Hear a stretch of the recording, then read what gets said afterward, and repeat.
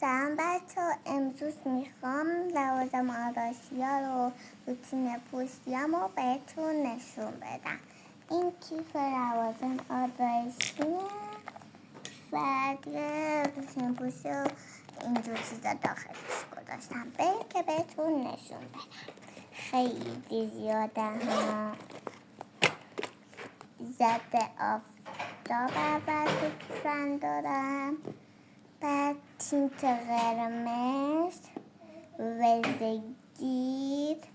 بزن تینت قرمز اما بهتون نشون بدم رنگشو. بزنیم تو دستم بزنم، این شکلیه.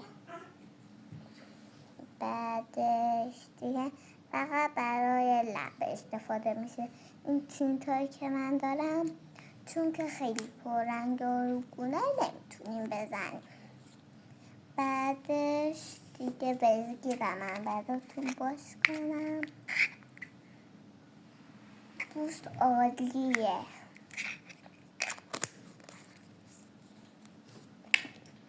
بعد دیگه اینم شونمه. بعدش دیگه اتکلون دادم، از این اتکلون‌های کوچیک. بعدش گلیتر که ببینید شکلی. میخوایم گلیتر رو براتون رو دستم تیز کنم. باشه،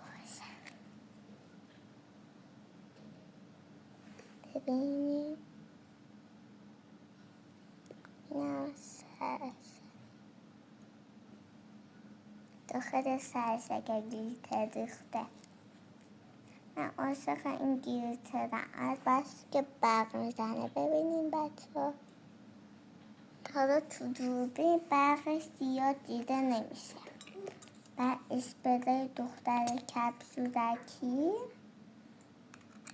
بعد زیر بغلم دیگه تینت بنفش. بذاریم براتون امتحان کنم.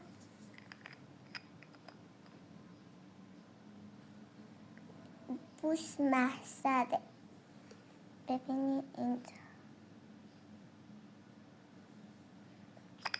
خب و بعدش این تینت رو میتونیم برای گونه استفاده کنیم. لک نمیفته، ولی این قرمز لک میفته. خب و بعدش دیگه بادم لب،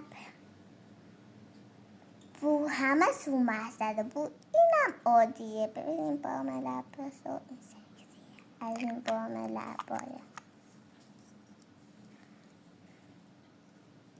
این بنفش. بعدش دیگه بلندر و آخرش همینم کیفمه. تموم. اینم از لوازم ما داشتیم. با این پشت دیگه با من فعلا خدافظ. تازه یادتون نره این قلب سفید پایین رو قرمزش کنی.